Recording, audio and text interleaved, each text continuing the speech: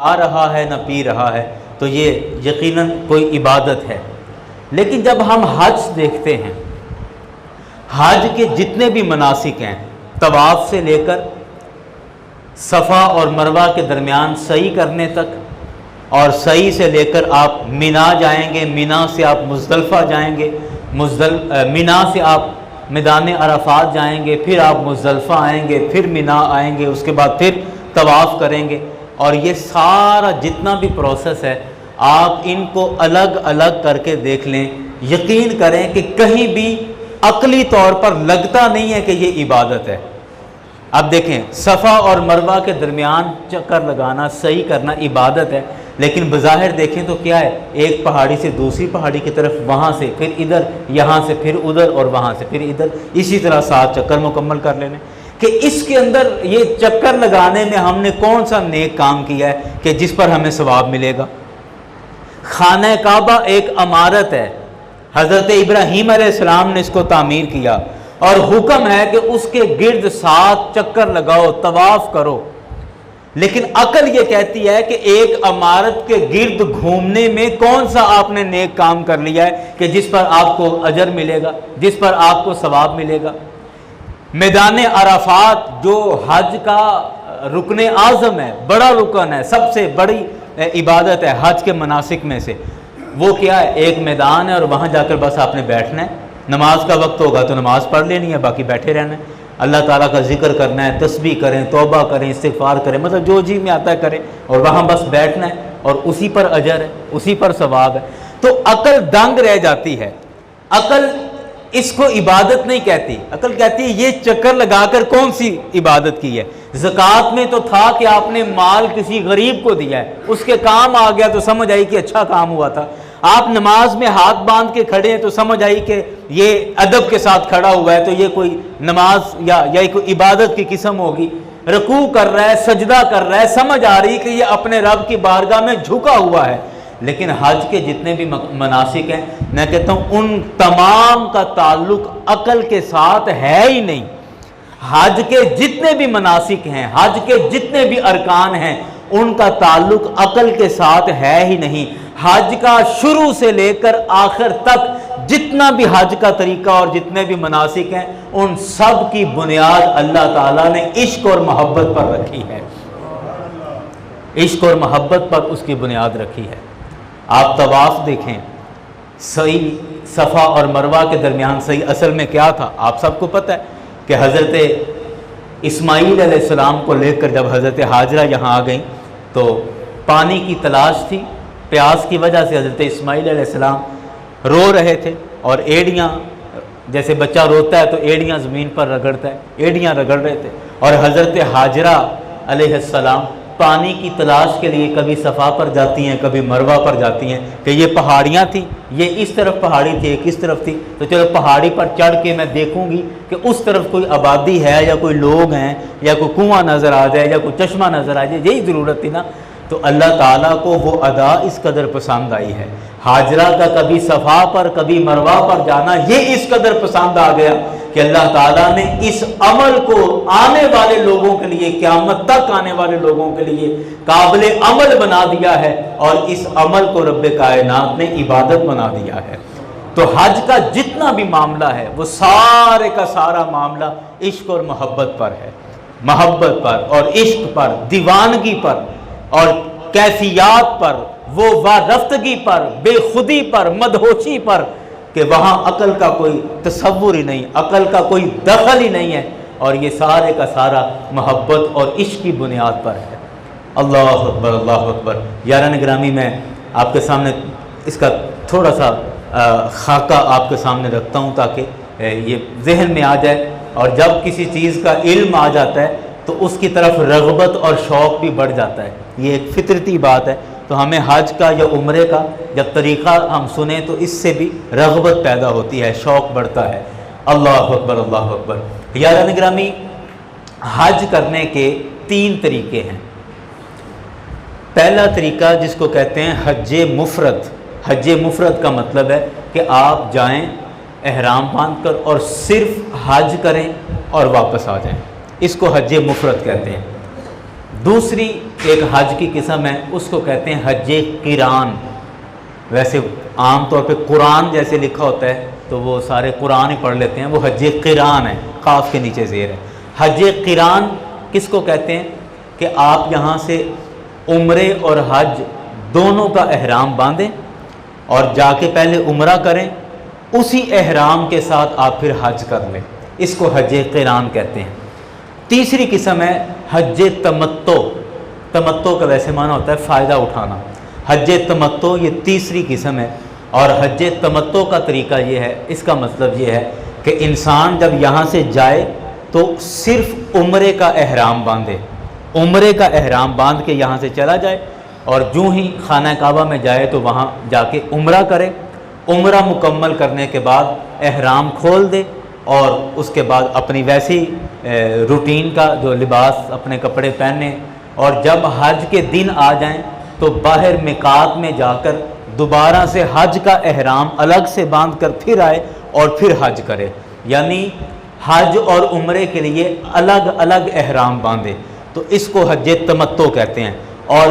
ان تینوں قسموں میں یا ان تینوں طرح کے حج میں سب سے فضیلت والا حج حج تمتع ہے، کہ جس میں عمرے کا الگ احرام باندھا جائے اور حج کا الگ احرام باندھا جائے، تو حج تمتع سب سے افضل ہے، تو میں اس کا طریقہ آپ کے سامنے عرض کرتا ہوں۔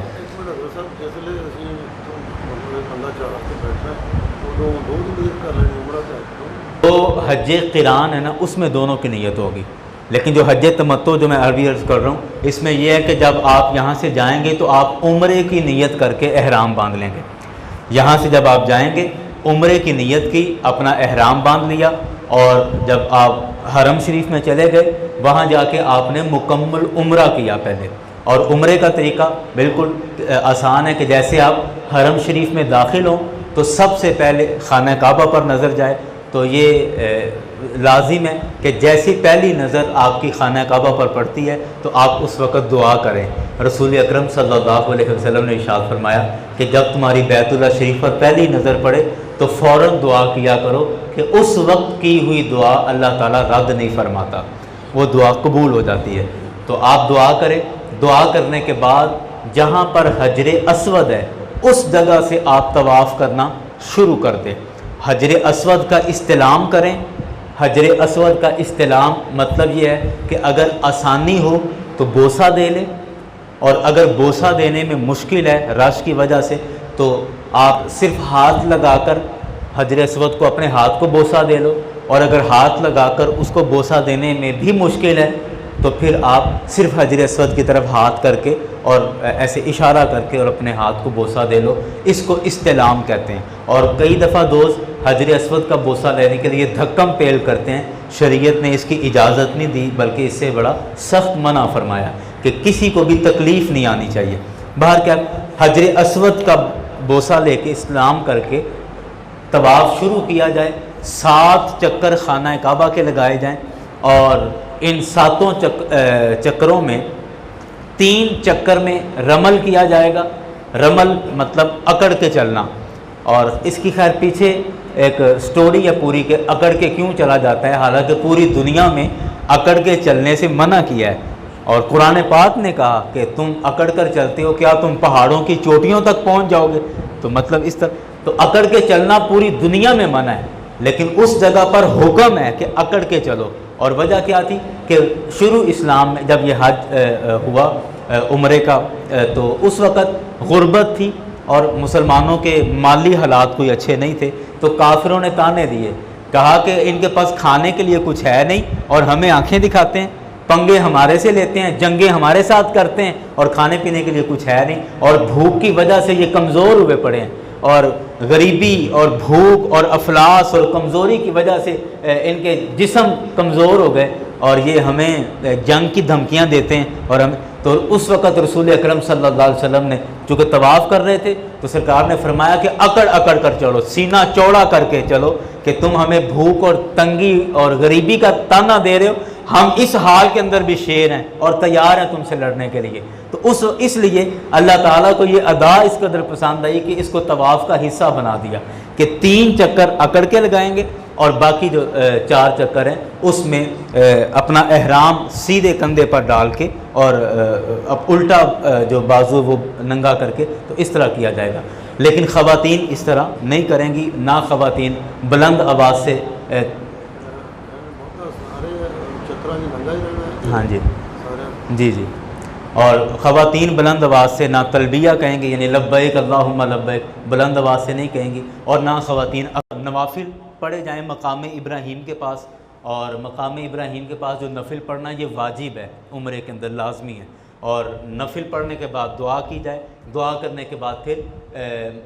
صفا اور مروہ پہ جا کے سعی کی جائے، اور صفا اور مروہ کے درمیان بھی 7 چکر لگانے ہیں۔ صفا سے شروع کرنا ہے، اور اس کا ڈبل چکر نہیں ہوتا، سنگل چکر ہوتا ہے۔ صفا سے آپ مروہ تک چلے گئے تو 1 چکر ہو گیا، واپس آ گئے تو 2 ہو گئے، پھر چلے گئے تو 3، اسی طرح یعنی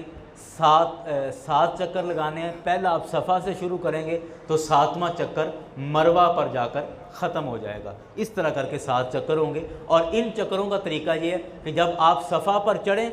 تو صفا پر چڑھ کے جس طرف خانہ کعبہ ہے اس طرف منہ کر کے پہلے دعا کریں، اور دعا کرنے کے بعد پھر وہاں سے شروع ہو جائیں، اور درمیان میں آ کے وہاں پہ ابھی ہرے رنگ کی لائٹیں لگا دی گئی ہیں، تو درمیان میں آ کے تھوڑا تیز قدم چلیں گے، اور اس کے بعد پھر مروہ پر جب چڑھیں گے تو وہاں پھر خانہ کعبہ کی طرف منہ کر کے پھر دعائیں کی جائیں گی، اور پھر اسی طرح واپس صفا پر آ کر پھر دعا کریں گے، پھر مروہ پر، یوں ہم چکر لگائیں گے 7۔ صفا سے شروع ہوئے اور 7واں چکر مروہ پر آ کر مکمل ہو جائے گا، اور یہ ہمارا عمرہ مکمل ہو گیا۔ صرف آپ پھر سن لیں، عمرے کے اندر صرف طواف ہے، 2 نفل، 7 چکر طواف کے، 2 نفل، اور صفا اور مروہ کے 7 چکر، بس یہ 3 کام کرنے ہیں تو عمرہ ہمارا مکمل ہو گیا۔ بعد میں حلق کروانا یعنی ٹینڈ کروانا یا بال چھوٹے کروانا وہ ضروری نہیں ہے، لیکن کروائیں تو وہ بہتر ہے، اس کا بھی ثواب ہے۔ اس طرح کر کے ہمارا عمرہ مکمل ہو گیا۔ اب اس کے بعد ہم دیکھیں گے کہ عمرہ کرنے کے بعد اب ہمارے پاس حج میں کتنے دن ہیں۔ اگر آپ کے پاس دن ہیں تو آپ احرام کھول دیں، احرام کھول کر اپنے جو روزمرہ کے کپڑے ہیں وہ پہنیں، اور آپ اپنی روٹین میں کریں۔ ہاں لیکن مکہ شریف سے آپ باہر نہیں جا سکتے، ایسا نہیں کہ آپ کہیں میں جدہ چلا جاؤں، ریاض چلا جاؤں، ایسا نہیں ہے۔ مکہ شریف کے اندر رہیں گے، لیکن جہاں مرضی جائیں، جہاں مرضی رہیں، آپ زیارتیں کریں، لیکن خانہ کعبہ میں مکہ میں رہ کر سب سے بڑی عبادت طواف کرنا ہی ہے، تو آپ زیادہ سے زیادہ طواف کریں اور اپنی روٹین کی زندگی وہاں پر گزاریں۔ جیسے ہی حج کا مہینہ شروع ہو اور حج کی 8ویں تاریخ ہو، یعنی 8 تاریخ ذی الحج کی آ جائے، یہ تاریخی میں ساتھ ساتھ یہ تاکہ دن کے حساب سے ہمیں یاد رہ جائے کہ سب سے پہلے دن ہم نے کیا کرنا ہے۔ 8ویں تاریخ کو ذی الحج کی سب سے پہلے ہم غسل کر کے دوبارہ سے احرام باندھیں گے حج کے لیے، باہر جا کر میقات میں جا کر وہاں سے غسل کر کے احرام دوبارہ سے حج کی نیت کر کے احرام باندھیں گے، اور واپس خانہ کعبہ میں آ جائیں گے، اور یہاں پر آ کر سب سے پہلے ہم طواف کریں گے۔ اس کو طواف قدوم کہتے ہیں، اور طواف قدوم کا معنی کہہ لیں کہ ویلکم طواف، آپ خوش آمدید کا طواف کہہ لیں، طواف قدوم کا مطلب یہ جی جی جی دوسرے احرام باندھیں اور حرم پاک میں آ کے وہاں آ کے آپ طواف کریں۔ اور طواف جب آپ کریں گے طریقہ طواف کا وہی ہے کہ حجر اسود کے سامنے آ کے استلام ہے، اور باقی طواف اسی طرح چلتا رہے گا۔ طواف کرنے کے بعد آپ پھر عمرے کی طرح صفا اور مروہ پر جائیں گے، اور وہاں پر آپ سعی کریں گے، یعنی السعی بین الصفا والمروہ، یعنی صفا اور مروہ کے درمیان 7 چکر لگانے ہیں۔ طواف کیا، طواف کے بعد 7 چکر لگائے، اور 7 چکر لگانے کے بعد آپ تیسرے نمبر پر آپ مینا میں چلے جائیں گے۔ مینا بھی قریب ایک میدان ہے، آپ مینا میں چلے جائیں گے، اور 8 ذی الحج کی ظہر سے لے کر 9 ذی الحج یعنی اگلے دن کی سورج طلوع ہونے تک آپ مینا میں رہیں گے۔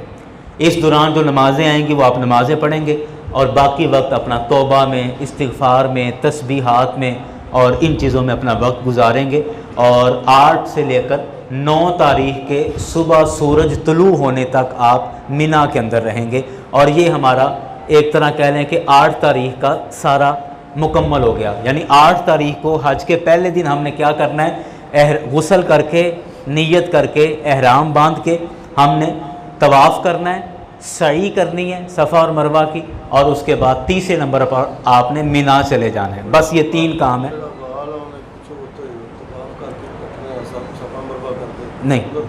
نہیں ابھی نہیں، وہ عمرے میں ہے، ہاں عمرے میں، ابھی حج میں نہیں۔ اچھا، طواف کیا، طواف کرنے کے بعد آپ صفا اور مروہ پر جا کر چکر لگائیں، اس کے بعد مینا میں چلے جائیں، وہاں اپنا سارے جو دن کا بقیہ حصہ یعنی ظہر کی نماز مینا میں جا کے پڑھیں اور بقیہ دن سارا وہاں گزاریں، اور اگلے دن جیسے سورج طلوع ہو یعنی 9 تاریخ کو سورج طلوع ہو تو طلوع آفتاب کے بعد آپ میدان عرفات میں چلے جائیں گے، اور میدان عرفات میں زوال سے پہلے آپ نے پہنچنا ہے، یعنی سورج طلوع ہونے سے لے کر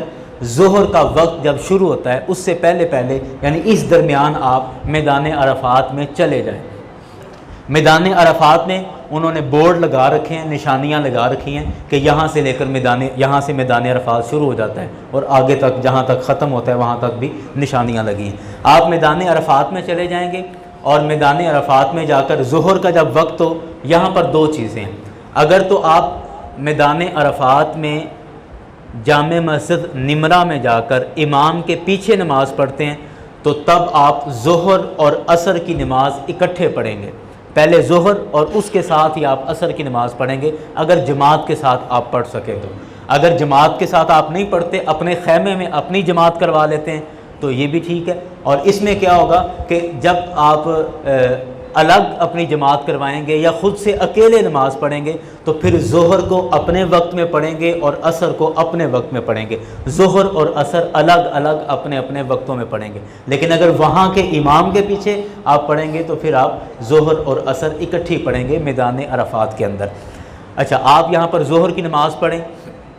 اور اگر آپ خیمے میں جماعت کروانا چاہتے ہیں تو وہاں اذان بھی پڑھیں گے، تکبیر بھی کہیں گے اور جماعت کروائیں گے، اور ظہر کی نماز پڑھیں، اور بقیہ جتنا بھی وقت ہے وہ وہاں پر تسبیح کہنے میں تسبیح پڑھیں، ذکر کریں، توبہ کریں، استغفار کریں۔ رسول اکرم صلی اللہ علیہ وسلم کا فرمان، پچھلے جمعے میں اس پر بات ہوئی تھی کہ سرکار علیہ السلام نے فرمایا کہ جب تم میدان عرفات میں جاؤ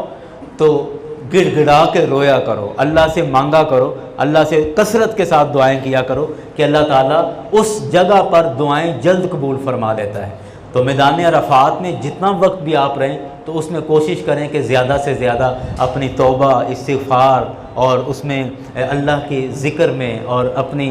بخشش کے لیے دعائیں، مغفرت کے لیے دعائیں، اور اس طرح کر کے اپنا سارا وقت وہاں پر گزاریں۔ اچھا، اب اسی طرح یہ سارا دن آپ 9 تاریخ کا سارا دن میدان عرفات میں گزاریں گے، اور جیسے ہی سورج غروب ہو جائے، 9 تاریخ کو سورج غروب ہو جائے تو سورج غروب ہونے کے فوراً بعد آپ میدان عرفات سے نکل جائیں گے بغیر نماز پڑھے، مغرب کی نماز نہیں پڑھیں گے۔ سورج غروب ہوا تو سورج غروب ہوتے ساتھ ہی آپ وہاں سے نکل جائیں، اور میدان عرفات سے نکل کر آپ مزدلفہ چلے جائیں۔ مزدلفہ بھی ایک میدان ہے، اس کے بورڈ وہاں پر لگے ہیں کہ یہاں سے مزدلفہ شروع ہو جاتا ہے، تو آپ مزدلفہ چلے جائیں غروب آفتاب کے بعد، اور مزدلفہ میں جا کر عشاء کے وقت میں جا کر مغرب اور عشاء دونوں نمازیں اکٹھی پڑھیں گے، بھلے آپ اکیلے پڑھیں بھلے جماعت کے ساتھ پڑھیں، وہاں پر آپ دونوں نمازیں اکٹھی پڑھیں گے عشاء کے وقت میں، مغرب بھی اور عشاء بھی عشاء کے وقت میں جا کر آپ وہاں پر پڑھیں گے۔ اور پھر اسی جگہ سے آپ تقریباً 70 کے قریب کنکریاں جمع کر لیں اپنے پاس، کسی تھیلے میں، کسی شاپر میں، جس جگہ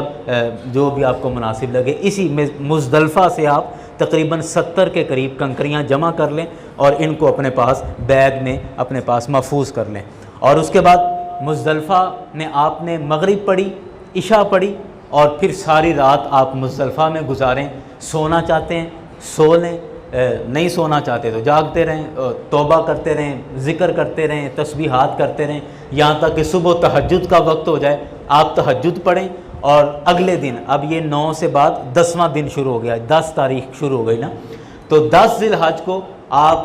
جیسے ہی تہجد کا وقت ہوتا ہے تو آپ مزدلفہ کے اندر ہیں، رات آپ نے یہاں گزاری ہے، تہجد کی نماز پڑھیں، اور تہجد کی نماز پڑھ کے فجر کی نماز اول وقت میں پڑھ لیں، جیسے ہم رمضان شریف میں اول وقت میں فجر پڑھ لیتے ہیں، تو اسی طرح اندھیرے میں فجر کی نماز پڑھ لیں۔ اور فجر کی نماز پڑھنے کے بعد اس کے بعد آپ وہاں سے نکلیں اور مینا میں چلے جائیں۔ مینا یہ وہی مقام ہے جہاں پر وہ سمٹ کے برج بنے ہیں، جہاں پر 3 شیطان ہیں، انہیں کنکریاں جو مارنی ہیں یہ۔ اچھا، یہاں میں رک کر ایک بات کروں کہ شیطان کو کنکریاں مارنے کے حوالے سے نا ذہن میں اکثر یہ کنفیوژنگ آتی ہے اور یہ تذبذب کا ذہن شکار ہوتا ہے کہ یہ سمٹ کے برج اور یہ پلر کیے ہوئے ہیں تو ان کو کنکریاں مار کے کیا یہ اس کے اندر شیطان ہے یا کیا ہے یہاں پر، اور کیوں اس طرح کیا جاتا ہے؟ تو اصل میں جب حضرت ابراہیم علیہ السلام اپنے بیٹے حضرت اسماعیل علیہ السلام کو لے کر ان کو ذبح کرنے کے لیے لے کے جا رہے تھے نا، تو شیطان آیا اور شیطان نے آ کے کہا ابراہیم کے بیٹے حضرت اسماعیل علیہ السلام سے پہلے کہا، کہنے لگا کہ تمہیں پتہ ہے تمہارے ابا تمہیں کہاں لے کے جا رہے ہیں؟ تو اس نے کہا کہ نہیں مجھے نہیں پتہ۔ کہنے لگے کہ یہ شیطان نے کہا کہ تمہارے ابا تمہیں ذبح کرنے کے لیے لے کے جا رہے ہیں۔ تو حضرت اسماعیل علیہ السلام نے کہا نہیں میرے ابا ایسا نہیں کر سکتے۔ اس نے کہا نہیں پکی بات ہے، تمہیں ذبح کرنے کے لیے لے کے جا رہے ہیں، بھاگ جاؤ۔ تو حضرت اسماعیل علیہ السلام نے کہا کہ وہ میرے باپ ہیں، اگر وہ واقعتاً مجھے ذبح کرنے کے لیے لے کے جا رہے ہیں تو میں بیٹا ہوں، میں کبھی بھی بھاگوں گا نہیں، اور وہ مجھے ذبح کرنے چاہتے ہیں تو میں تیار ہوں اور میں ذبح ہونے کے لیے بالکل تیار ہوں۔ تو آپ یعنی شیطان نے 3 جگہوں پر آ کر بہکایا، 3 جگہوں پر آ کر بہکایا۔ جب حضرت ابراہیم علیہ السلام کو اس بات کا پتہ چلا تو آپ نے وہاں سے کنکر اٹھائے، تو جہاں آپ کو شیطان نظر آیا اس کو کنکر مارے کہ دفع ہو جا کہ تو بہکانے آیا ہے میں۔ تو ایک جگہ پر پہلے وہ نظر آیا، وہاں اس کو کنکر مارے، پھر دوسری جگہ پر نظر آیا، پھر وہاں کنکر مارے، پھر تیسری جگہ پر نظر آیا، پھر وہاں کنکر مارے اور پھر بھاگ گیا۔ تو وہ جو جگہ جس جگہ پر وہ شیطان نظر آیا تھا اس جگہ پر یہ جمرات بنا دیے گئے ہیں، تاکہ اصل میں اس کے پیچھے سٹوری وہی ہے کہ شیطان کو کنکر مارنے کا مطلب شیطان سے اظہار نفرت کرنا ہے کہ دفع ہو جائے، نفرت ہے تجھ سے اور آج کے بعد تیرے پیچھے نہیں لگیں گے ہم۔ یہ اصل میں وعدہ ہے۔ بہرکیف ہم وہاں پر مینا میں جائیں گے، اور مینا میں جو بڑا شیطان ہے یعنی بڑا پلر جو ہے جمرہ عقبہ جس کو کہتے ہیں، اس کو صرف بڑے شیطان کو 7 کنکر مارے جائیں گے، اور 7 کنکر مار کے اس کے بعد قربانی کی جائے گی۔ قربانی کے بعد حلق کروایا جائے گا، یعنی آپ سر منڈوائیں گے اور اس کے بعد آپ احرام کھول دیں گے۔ ایک طرح سے آپ کا حج مکمل ہو گیا کہ آپ شیطان کو کینکری ماریں گے، 7 صرف ایک شیطان کو 7 کینکر ماریں گے، اور اس کے بعد آپ کینکر مارنے کے بعد اس میں ایک اس کا پورا طریقہ ہے کہ جب آپ کینکریں ماریں تو اس کے بعد آپ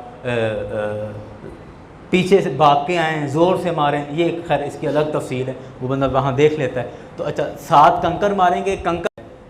یعنی عید والا دن جو ہمارے ہاں پہلی عید کا دن ہوتا ہے، یہ 10واں دن یعنی 10 ذی الحج کو ہم نے یہ کرنا ہے۔ اس کے بعد احرام کھول دیا۔ احرام کھولنے کے بعد آپ کے لیے وہ ساری پابندیاں ختم ہو گئیں جو احرام کے اندر پابندیاں تھیں کہ آپ کوئی جانور نہیں ذبح کر سکتے، مار سکتے، آپ کوئی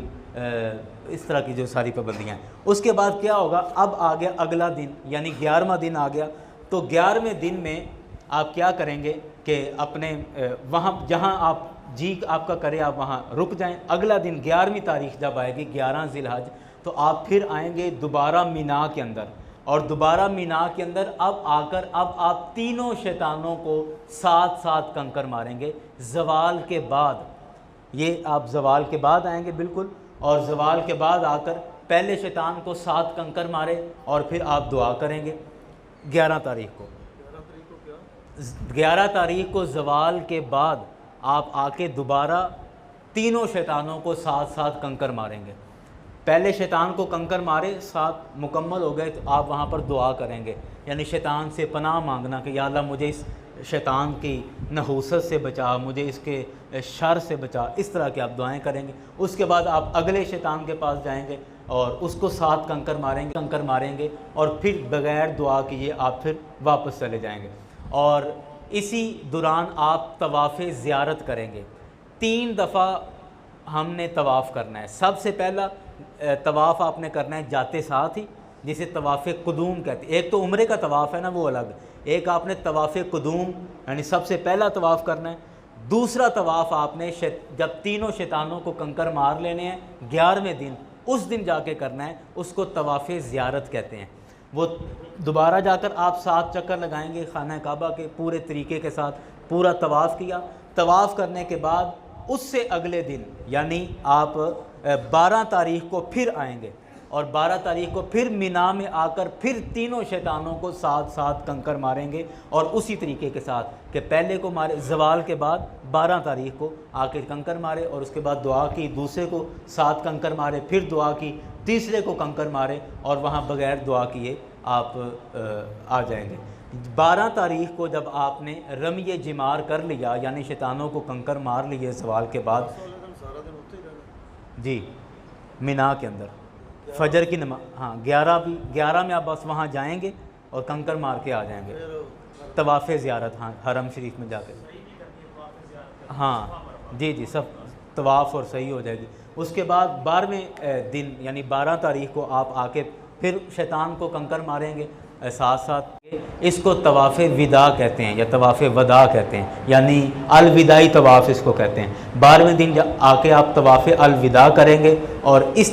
طواف الوداع کے ساتھ ہمارے حج کے تمام معاملات مکمل ہو گئے۔ اس طرح ہم عمرہ بھی کریں گے اور حج بھی۔ عمرے کا طریقہ بھی عرض کر دیا، اس کے لیے الگ احرام، اور پھر حج کے لیے دوبارہ سے احرام باندھ کر اس طرح ایک حج کا سفر مکمل ہوگا۔ اس کے بعد حج کے معاملہ سے فارغ ہو کے پھر خیر ہمارے ہاں جو پیکج میں ہوتا ہے کہ زیارتوں پر چلے جاتے ہیں، وہاں سے پھر مدینہ شریف جاتے ہیں، وہ ایک الگ سے اس کا ہے الحمدللہ کہ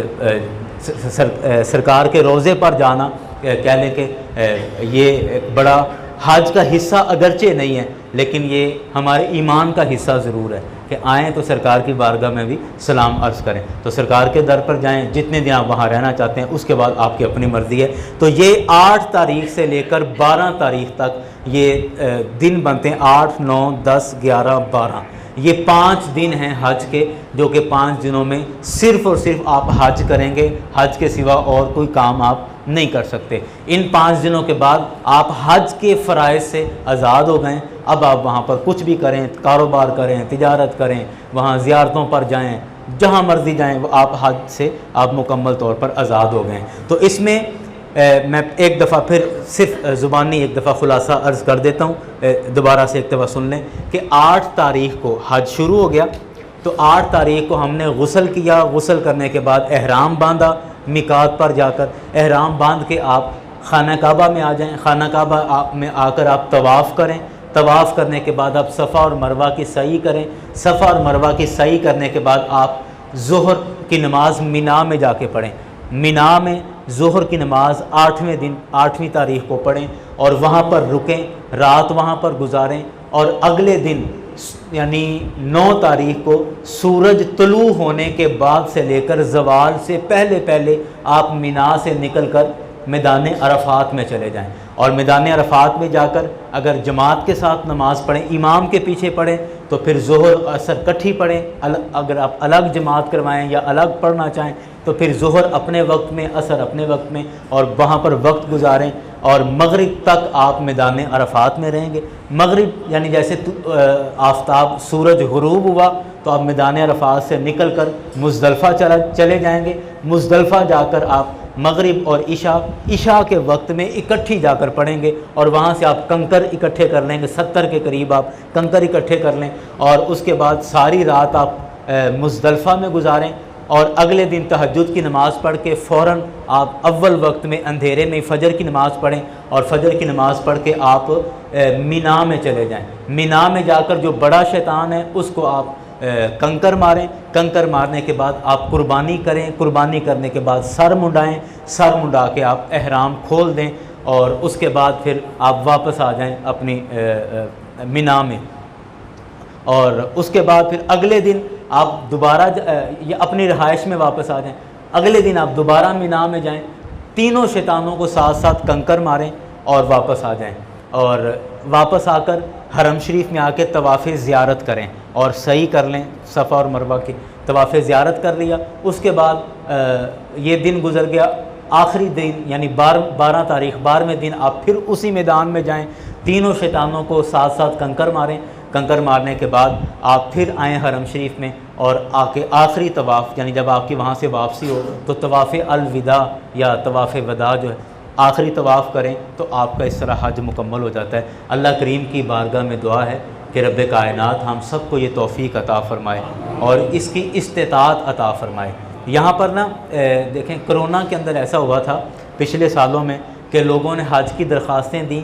اور اس کے بعد گورنمنٹ نے پابندی لگا دی کہ آپ حج پہ نہیں جا سکتے کووڈ کی وجہ سے۔ اور ابھی کچھ لوگ تھے جنہوں نے 4-5 لاکھ روپے میں جب حج ہو جاتا تھا تو انہوں نے حج کی نیت سے پیسے جمع کیے ہوئے تھے کہ میں اس سے حج کروں گا، لیکن اب حج تقریباً 11.5 پونے 12 لاکھ کا اب اس دفعہ حج ہے۔ اب وہ لوگ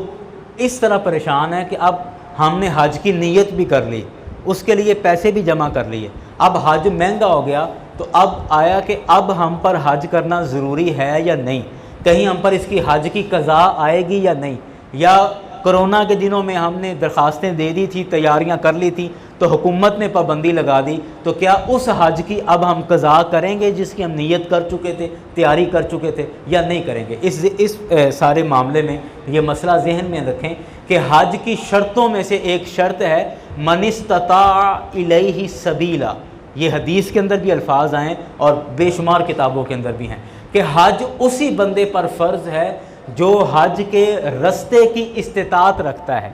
حج کے رستے کی استطاعت رکھتا ہے۔ تو گورنمنٹ نے جب پابندی لگا دی یا بین کر دیا تو مطلب کہ حج کے رستے کی ہمارے پاس استطاعت ہی نہیں ہے، تو اب ہم پر شرعی طور پر حج فرض ہی نہیں ہوا، ایک مسئلہ۔ دوسرا مسئلہ یہ کہ جس نے 4-5 لاکھ روپے جمع کیا ہوا تھا کہ میں حج کروں گا، لیکن اب حج مہنگا ہو گیا، تقریباً 12 لاکھ کا ہو گیا، تو اب وہ کیا کرے؟ تو اس پر بھی اب حج فرض نہیں ہے، نہ ہی اس پر کوئی قضا ہے۔ کیوں؟ کیونکہ من استطاع الیہ سبیلا کے زمرے پر وہ پورا ہی نہیں اترتا، یعنی اس کے پاس اب رستے کی استطاعت ہی نہیں ہے، تو رستے کی استطاعت نہیں ہے تو گویا کہ اس پر حج فرض ہی نہیں ہے۔ حج اس پر فرض ہوتا ہے جس پر آنے جانے کے اخراجات اور وہاں کے اخراجات وہ بھی ہوں، اور اس جتنا ٹائم وہ حج پر رہے گا اتنے ٹائم کا گھر کا خرچہ بھی اس کے پاس موجود ہو، پیچھے گھر والوں کو بھی خرچہ دے کر جائے، تو اس کو کہتے ہیں کہ اس کے پاس حج کی استطاعت ہے۔ تو جس کے پاس استطاعت نہیں ہے اس پر شرعی طور پر حج فرض ہی نہیں ہے، اس لیے اس میں پریشان ہونے کی بات نہیں ہے۔ اللہ کریم ہم سب کو اس کی استطاعت عطا فرمائے، وہ توفیق دے تو ہم کریں، اور انشاءاللہ اللہ کریم ضرور اس دعا کو قبول